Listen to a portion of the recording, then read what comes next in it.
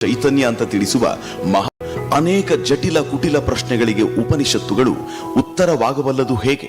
ಈ ಬಗ್ಗೆ ವಿಚಾರ ವಿಮರ್ಶೆಗೆ ವೇದಿಕೆ ಸಿದ್ಧ. ಬರಮಾಡಿಕೊಳ್ಳೋಣ. ಪಂಡಿತಾರಾಧ್ಯ ಶಿವಾಚಾರ್ಯ ಸ್ವಾಮೀಜಿ, ಶ್ರೀ ತರಳಬಾಳು ಶಾಖಾಮಠ, ಸಾಣೇಹಳ್ಳಿ.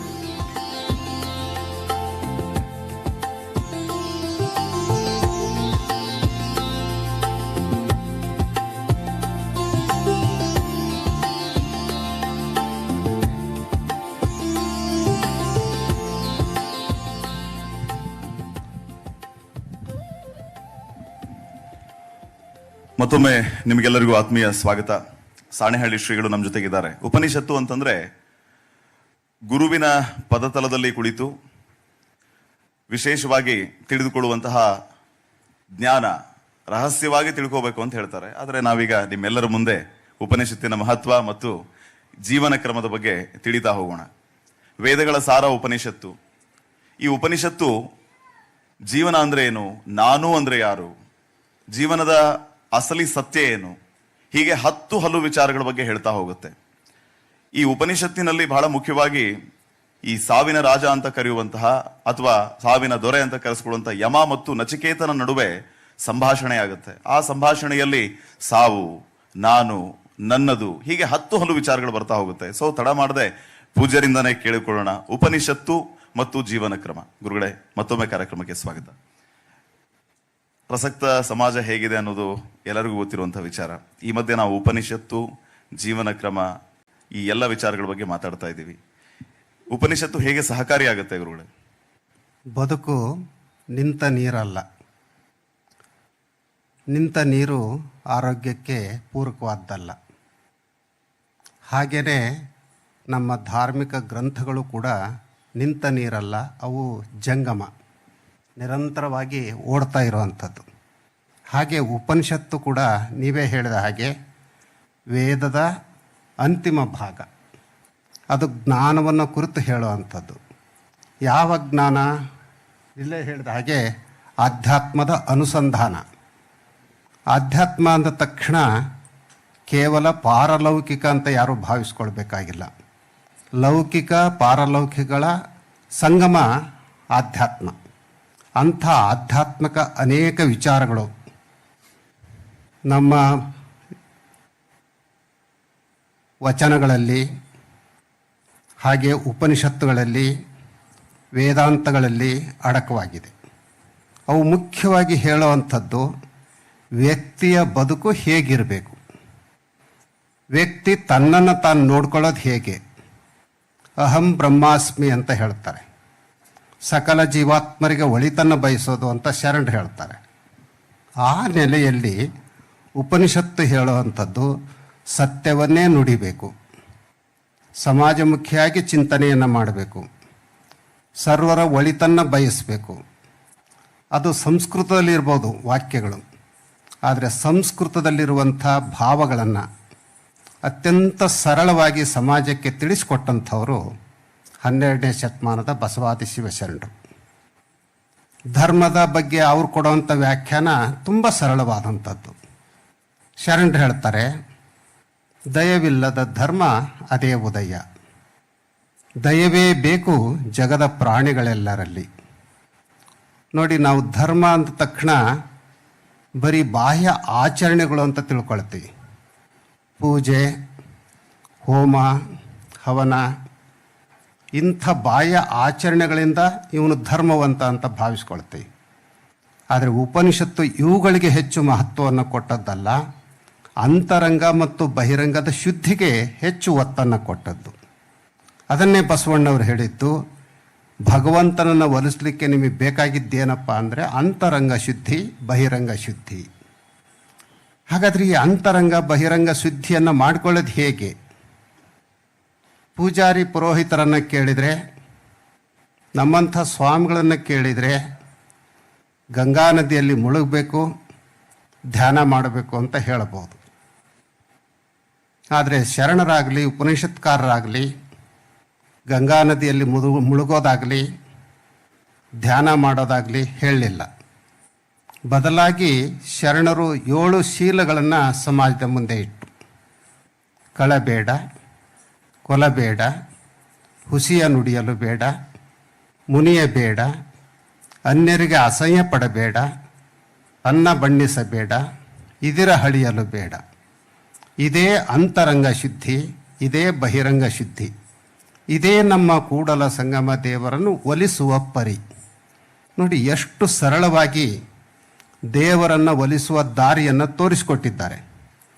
ನೀವು ಯಾವ ಬಾಹ್ಯ ಪೂಜಾದಿ ಕ್ರಿಯೆಗಳನ್ನು ಮಾಡಬೇಕಾಗಿಲ್ಲ, ಬದಲಾಗಿ ನಿಮ್ಮ ಅಂತರಂಗ ಬಹಿರಂಗ ಶುದ್ಧಿಯನ್ನು ಮಾಡಿಕೊಳ್ಬೇಕು. ಆ ಅಂತರಂಗ ಬಹಿರಂಗ ಶುದ್ಧಿಗೆ ಪೂರಕವಾಗುವಂಥವು 7 ತತ್ವಗಳು. ಕಳ್ತನ ಮಾಡದೇ ಇರೋದು, ಸುಳ್ಳು ಹೇಳದೇ ಇರೋದು, ಮೋಸ ಮಾಡದೇ ಇರೋದು, ಇಂಥ ತತ್ವಗಳನ್ನು ಬದುಕಿನಲ್ಲಿ ಅಳವಡಿಸ್ಕೊಂಡಾಗ ವ್ಯಕ್ತಿಯ ಅಂತರಂಗ ಶುದ್ಧಿಯೂ ಆಗುತ್ತೆ, ಬಹಿರಂಗ ಶುದ್ಧಿಯೂ ಆಗುತ್ತೆ.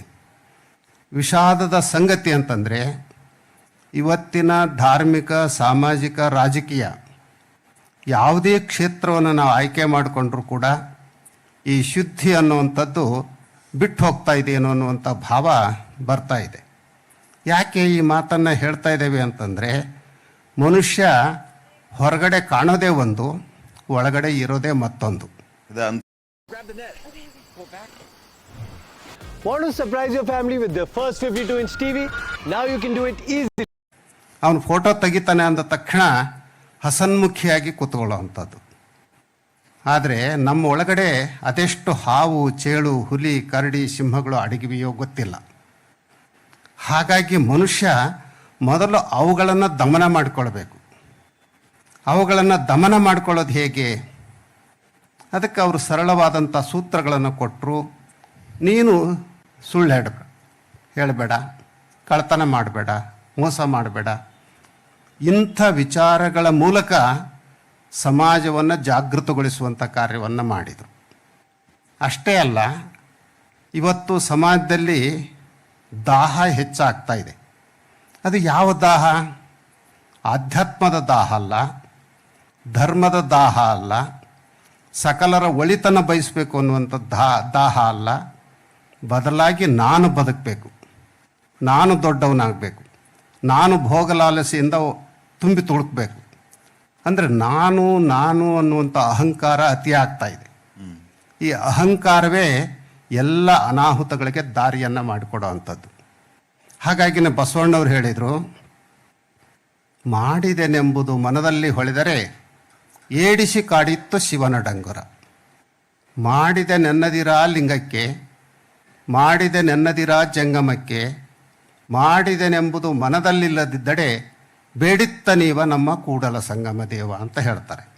ಈ ಅಹಂಕಾರ ಅನ್ನೋದನ್ನು ಮನುಷ್ಯ ತ್ಯಜಿಸಿದರೆ, ವಿನಯ ಮತ್ತು ವಿವೇಕವನ್ನು ಮೈಗೂಡಿಸ್ಕೊಂಡ್ರೆ ಭಗವಂತ ತಾನಾಗಿಯೇ ಒಲಿತಾನಂತೆ. ಆದರೆ ನಮ್ಮಲ್ಲಿ ಈ ಸ್ವಾರ್ಥ, ಅಹಂಕಾರ ಅತಿ ಆಗ್ತಾ ಇದೆ. ಬಾಹ್ಯ ವೇಷದಿಂದ ಒಬ್ಬ ವ್ಯಕ್ತಿಯನ್ನು ನೀವು ಧರ್ಮವಂತ ಅಂತ ಹೇಳಲಿಕ್ಕೆ ಆಗೋದಿಲ್ಲ. ಬಾಹ್ಯ ವೇಷಕ್ಕಿಂತ ಆತನ ಆಂತರಿಕ ಬದುಕು ಶುದ್ಧವಾಗಿರಬೇಕಾಗತ್ತೆ. ಆಂತರಿಕ ಬದುಕು ಶುದ್ಧವಾಗಿಲ್ಲದೆ ನಾವು ಕಾವಿ ಹಾಕಿರ್ಬೋದು, ವಿಭೂತಿ ಹಚ್ಚಿರ್ಬೋದು, ರುದ್ರಾಕ್ಷಿ ಹಾಕಿರ್ಬೋದು, ಇವುಗಳಿಂದನೇ ಒಬ್ಬ ವ್ಯಕ್ತಿ ದೊಡ್ಡವನಾಗ್ಲಿಕ್ಕೆ ಸಾಧ್ಯ ಇಲ್ಲ. ಅದಕ್ಕಾಗಿನ ಬಸವಣ್ಣವರು ಒಂದು ಕಡೆ ಹೇಳ್ತಾರೆ, 100 ನೋದಿ 100 ಕೇಳಿದರೇನು, ಆಸೆ ಹರಿಯದು ರೋಷ ಬಿಡದು, ಮಜ್ಜನಕ್ಕಿರದು ಏನು ಫಲ, ಮಾತಿನಂತೆ ಮನವಿಲ್ಲದ ಜಾತಿ ಡೊಂಬರ ನೋಡಿ ನಗುವ ನಮ್ಮ ಕೂಡಲ ಸಂಗಮ ದೇವ ಅಂತ ಹೇಳ್ತಾರೆ. ನಾವು ಎಷ್ಟು ಓದಿದ್ದೀವಿ, ಎಷ್ಟು ಉಪದೇಶ ಮಾಡ್ತೀವಿ, ಎಷ್ಟು ಕೃತಿಗಳನ್ನು ರಚನೆ ಮಾಡಿದ್ದೀವಿ, ಇದು ಮುಖ್ಯ ಅಲ್ಲ. ನಮ್ಮ ನಡೆ ಮತ್ತು ನುಡಿ ಒಂದಾಗದೇ ಇದ್ದರೆ ನಿಮ್ಮ ಹೊರಗಿನ ಯಾವ ಆಡಂಬರದ ಆಚರಣೆಗಳು ಕೂಡ ಅರ್ಥ ಇಲ್ಲ ಅನ್ನೋದನ್ನು ಶರಣ್ ಹೇಳ್ತಾರೆ.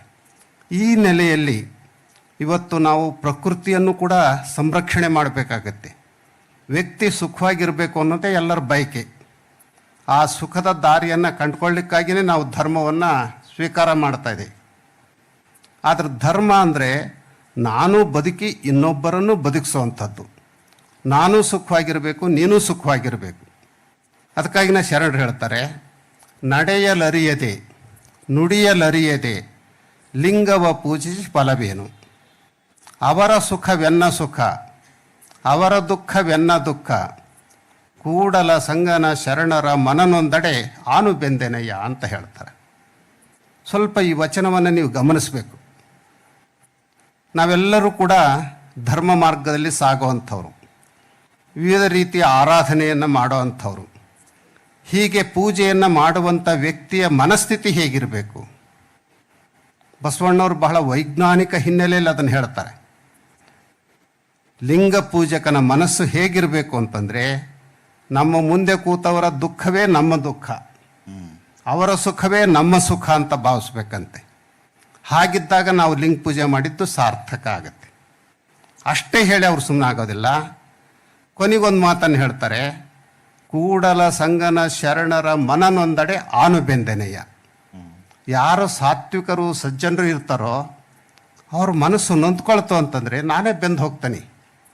ಅಂದರೆ ಎಲ್ಲರನ್ನೂ ಕೂಡ ಸಮಾನ ದೃಷ್ಟಿಯಿಂದ ನೋಡಬೇಕು, ಪ್ರೀತಿಯಿಂದ ಕಾಣಬೇಕು.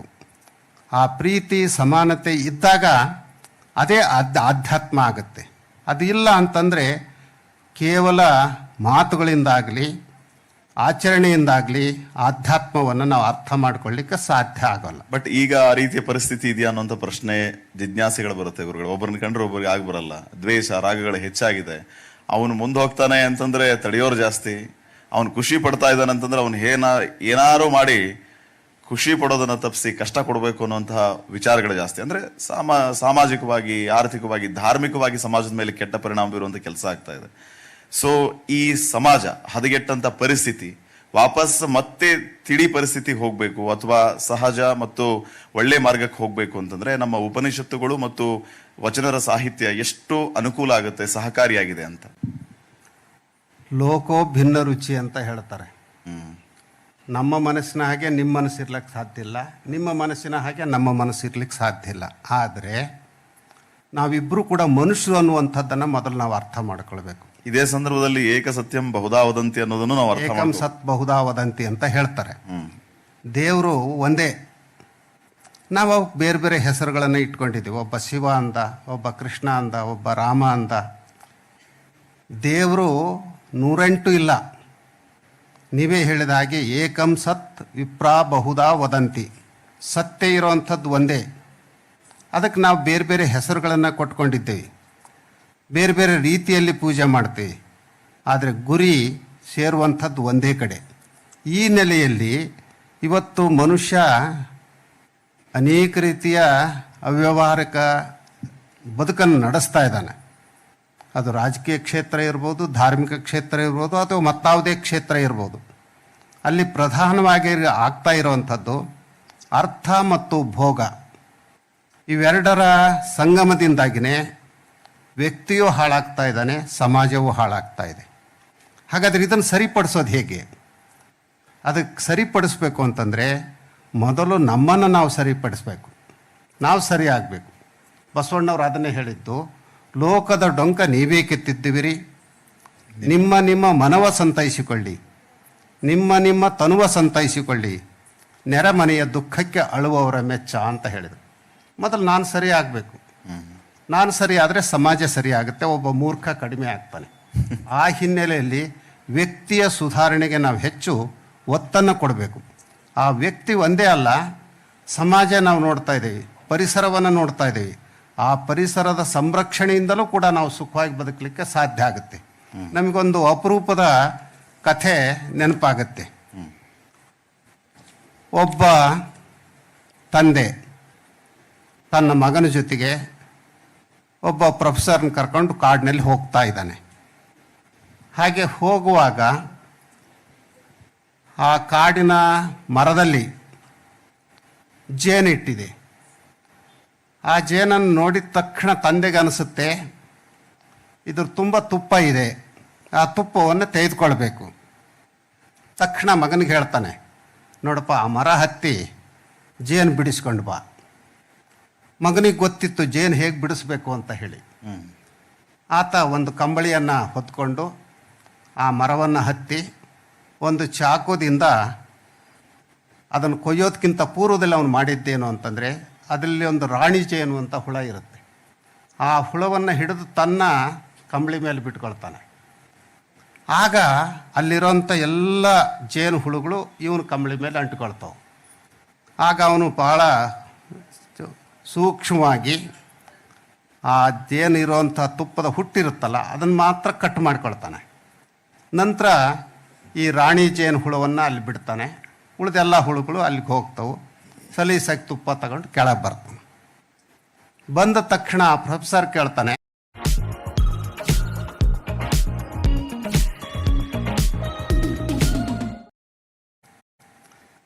ಆಗ ತಂದೆ ಹೇಳ್ತಾನೆ, ಮೂರ್ಖ, ಅವನಾಗಿದ್ದರೆ ಅಲ್ಲೇ ಸತ್ತು ಹೋಗ್ತಿದ್ದ. ಯಾಕೆ ಅಂತಂದರೆ ಅವನೇನಾದರೂ ಇಡೀ ಹುಟ್ಟಿಗೆ ಕೈ ಹಾಕಿದರೆ ಆ ಹುಳುಗಳೆಲ್ಲ ಅವನನ್ನು ಅಂಟ್ಕೊಳ್ತಾ ಇದ್ದು ಸತ್ತು ಹೋಗ್ತಿದ್ದ. ಅವನಷ್ಟೇ ಅಲ್ಲ, ಮತ್ತು ಆ ಹುಳುಗಳು ನಮ್ಮಿಬ್ಬರ ಮೇಲೂ ಬರ್ತಿದ್ವು. ಇದ್ರ ಸೂಚನೆ ಏನು ಅಂತಂದರೆ ನಾನು ಬದುಕಬೇಕು ಅಂತ ಹೇಳಿ ಇನ್ನೊಬ್ಬರ ಬದುಕನ್ನು ನಾಶ ಮಾಡೋದಲ್ಲ, ಅವನು ಬದುಕಬೇಕು, ನಾನು ಬದುಕಬೇಕು. ಈ ರೀತಿಯ ಭಾವನೆಗಳು ಬಂದಾಗ ಅದು ನಿಜವಾದಂಥ ಧರ್ಮ, ಆಧ್ಯಾತ್ಮ ಆಗತ್ತೆ. ಬದಲಾಗಿ ನಾನು ಮಾತ್ರ ಬದುಕಬೇಕು, ಇನ್ನೊಬ್ಬರು ಬದುಕಿದ್ರೇನು ಬಿಟ್ಟರೇನು ಅಂತಂದರೆ ಜಗತ್ತು ನಾಶ ಆಗುತ್ತೆ. ಇವತ್ತು ಯುದ್ಧ ನಡೀತಾ ಇದೆ. ಕಾರಣ ಏನು? ನಾನು ಅನ್ನುವಂಥ ಅಹಂಭಾವ, ಜಗತ್ತಿಗೆ ನಾನೇ ದೊಡ್ಡಣ್ಣ ಆಗಬೇಕು ಅನ್ನುವಂಥ ಅಹಂಕಾರ. ಅಲ್ಲಿ ಧರ್ಮ ಇಲ್ಲ, ಆಧ್ಯಾತ್ಮ ಇಲ್ಲ, ನೀತಿ ಇಲ್ಲ, ತತ್ವ ಇಲ್ಲ. ಹೊತ್ತು ಬಂದ ಹಾಗೆ ಕೊಡೆ ಹಿಡಿಯುವಂಥ ಪ್ರವೃತ್ತಿ ಇದೆ.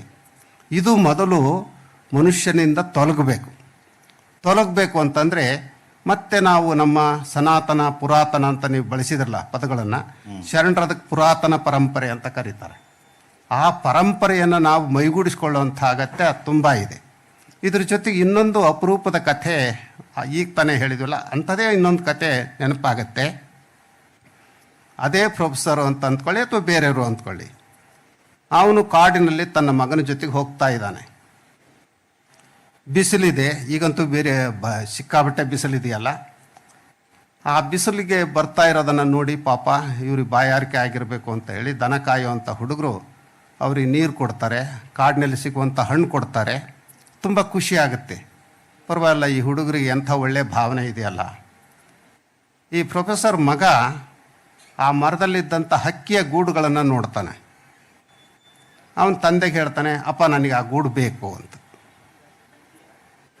ಆಗ ತಂದೆ ಪ್ರೊಫೆಸರ್ ಆ ದನ ಕಾಯುವಂಥ ಹುಡುಗರಿಗೆ ಹೇಳ್ತಾನೆ, ನೋಡಪ್ಪ, ಆ ಗೂಡನ್ನು ಕಿತ್ತುಕೊಟ್ರೆ ನಿಮಗೊಂದು 100 ರೂಪಾಯಿ ಕೊಡ್ತೀನಿ. ಆ ಹುಡುಗರು ಕಿತ್ಕೊಡಲ್ಲ ಅಂತಾರೆ. 200 ರೂಪಾಯಿ ಕೊಡ್ತೀನಿ, ಒಪ್ಪಲ್ಲ. 1000 ರೂಪಾಯಿ ಕೊಡ್ತೀನಿ. ಆಗ ಹುಡುಗರು ಹೇಳ್ತಾರೆ, ನೀವು 1000 ಅಲ್ಲ, ನನ್ನವರೆಗೂ ಸುರಿದ್ರೂ ನಾನು ಆ ಗೂಡನ್ನು ಕೀಳೋದಿಲ್ಲ. ಯಾಕೆ? ನಿಮಗೆ ನಿನ್ನ ಮಗನನ್ನು ತೃಪ್ತಿಪಡಿಸ್ಬೇಕು ಅನ್ನೋಂಥದ್ದು ಹೇಗಿದೆಯೋ ಹಾಗೆ ಆ ಗುಬ್ಬಿ ಮರಿ ನಾಳೆ ಬಂದು ಅಲ್ಲಿ ಗೂಡಿಲ್ಲದೆ ಇದ್ದಾಗ ಅದು ಎಂಥ ಪರಿತಾಪ ಪಡುತ್ತೆ. ಅಲ್ಲಿ ತತ್ತಿ ಇಟ್ಟಿರ್ಬೋದು, ಮರಿಗಳಿರ್ಬೋದು. ನಾನು ಆ ಗೂಡು ಕಿತ್ತೆ ಅಂತಂದರೆ ಅದು ಶಾಪ ಹಾಕ್ತೈತೆ ನನ್ನ ಮೇಲೆ. ಆ ಪ್ರಕೃತಿಯಲ್ಲಿ ಅವು ಬದುಕಬೇಕು, ನಾನು ಬದುಕಬೇಕು ಅನ್ನುವಂಥ ಪಾಠವನ್ನು ಒಬ್ಬ ದನ ಕಾಯುವಂಥ ಹುಡುಗ ಹೇಳ್ತಾನೆ. ಇದು ಏನು ಸೂಚಿಸ್ತಾ ಇದೆ ಅಂತಂದರೆ, ಮನುಷ್ಯ ತಾನು ಮಾತ್ರ ಬದುಕೋದಲ್ಲ, ಪ್ರಪಂಚದಲ್ಲಿ ಈ ಪಂಚಭೂತಗಳು ಕೂಡ ಸರಿಯಾಗಿ ಬದುಕಬೇಕು. ಹಾಗೆ ಬದುಕಿದಾಗಲೇ ನಮ್ಮ ಬದುಕಿಗೆ ಒಂದು ಭವ್ಯತೆ, ದಿವ್ಯತೆ ಬರಲಿಕ್ಕೆ ಸಾಧ್ಯ ಆಗುತ್ತೆ. ತುಂಬ ಹಿನ್ನೆಲೆಯಲ್ಲಿ ಅನೇಕ ವಿಚಾರಗಳನ್ನು ಹೇಳ್ಬೋದಾದರೂ ಕೂಡ ಕಾಲದ ಮಿತಿ ಇದೆ. ನಾವು ಅನೇಕ ಸಂದರ್ಭಗಳಲ್ಲಿ ಹೇಳ್ತಾ ಇರ್ತೀವಿ, ಕಾಲ, ಕಾಯಕ, ಕಾಸು. ಇದು ಯಾರು ಅರ್ಥ ಮಾಡ್ಕೊಳ್ತಾರೋ ಅವರು ಬದುಕಿನಲ್ಲಿ ಸಾಧನೆ ಮಾಡ್ತಾರೆ. ಆ ನೆಲೆಯಲ್ಲಿ ನಾವು ಹೆಚ್ಚು ಮಾತುಗಳನ್ನು ಮುಂದುವರಿಸ್ಲಿಕ್ಕೆ ಹೋಗೋದಿಲ್ಲ. ಇದಕ್ಕೆ ಗುರುಗಳು ಅಂತ ಅನ್ನೋದು. ನನ್ನ ಕಷ್ಟನ ಅರ್ಥ ಮಾಡ್ಕೊಂಡ್ರಿ. ಸಮಯದ ಅಭಾವ ಇದ್ದಾಗಿಯೂ ಕೂಡ ನೀವು ಸಂಕ್ಷಿಪ್ತವಾಗಿ ಅನ್ಬೇಕು, ಸವಿಸ್ತಾರವಾಗಿ ಅನ್ಬೇಕು, ಸಂಕ್ಷಿಪ್ತವಾಗಿ ಸವಿಸ್ತಾರವಾಗಿ ಉಪನಿಷತ್ತು ಮತ್ತು ಜೀವನ ಕ್ರಮ ತಿಳಿಸ್ಕೊಡಕ್ಕೆ ಅನಂತ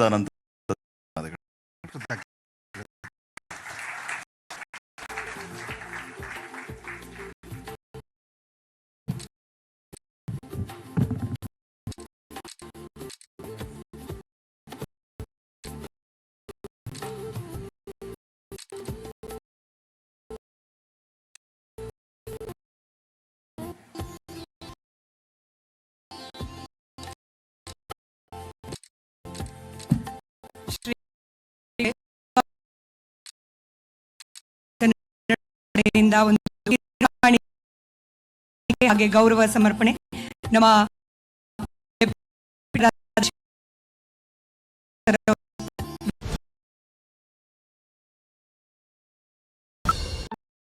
ಒಂದು ಹುಡುಗಿ ಒಂದು ಅದಕ್ಕಿಂತ ಬೆಳವಣಿಗೆ ಯಾವುದು ಹನಿ ಟ್ರ್ಯಾಪ್ ವಿಚಾರವಾಗಿ ಈಗ